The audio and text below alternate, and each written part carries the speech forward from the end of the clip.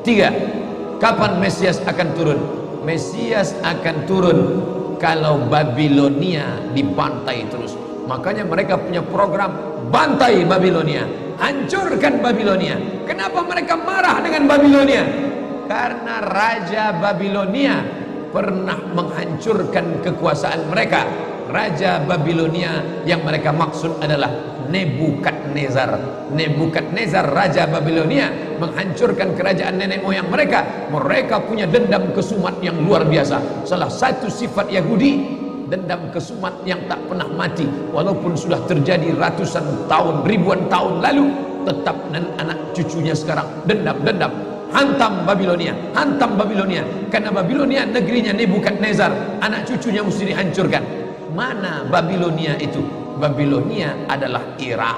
Makanya setiap naik presiden Amerika yang didukung oleh Yahudi, mereka akan membantai Babilonia, Irak. George Bush naik, apa yang dilakukan George Bush? Membantai Irak. George Bush Junior, anak George Bush naik, apa yang dilakukan George Bush Junior? Membantai Irak. Naik Obama, apa yang dilakukan Obama? Membantai Irak. Kenapa yang sekarang ini, siapa namanya? Donald Trump. Payah ingat nama orang kafir. Kenapa Donald Trump tak membantai Irak? Karena Irak sudah hancur babak belur, tak perlu lagi dibantai. Sumur-sumur minyaknya sudah punya kita. Negeri itu sudah menjadi negeri boneka, hancur lebur. Saddam Hussein barulah orang paham. Dulu kita terikut-ikut dengan kata-kata mereka di Reuter. Saddam Hussein raja yang zalim, Saddam Hussein orang yang jahat, Saddam Hussein. Tapi begitu Saddam Hussein digantung, apa kata dia di tiang gantungan? Allahu Akbar, patah lehernya, mati Saddam Hussein, meninggal dunia. Sekarang orang baru sadar, ternyata Saddam Hussein menyelamatkan negeri itu daripada orang-orang yang jahat. Sekarang apa yang terjadi? Saudara kita yang beberapa bulan bersama kita di Masjid Raya Senapelan, kalau Bapak ingat, ayahnya, anaknya, ibunya, adik-adiknya tak sanggup lagi tinggal di Baghdad. Kenapa? Kami dibantai oleh Syiah, kami dibantai oleh Amerika, kami sampai lari mendapatkan suaka politik.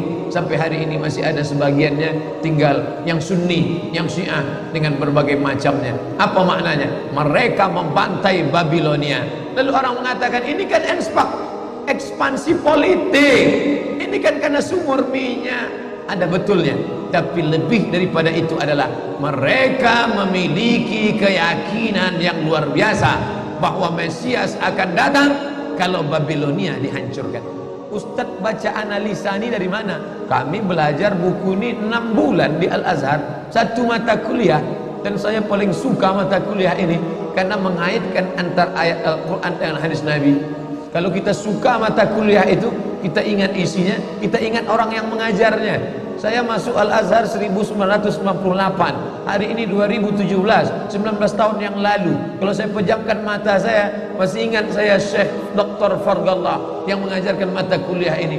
Dengan semangat dulu dia di lokal mengatakan, anak-anakku sekalian, beginilah mereka akan menguasai umat Islam, negeri Palestina.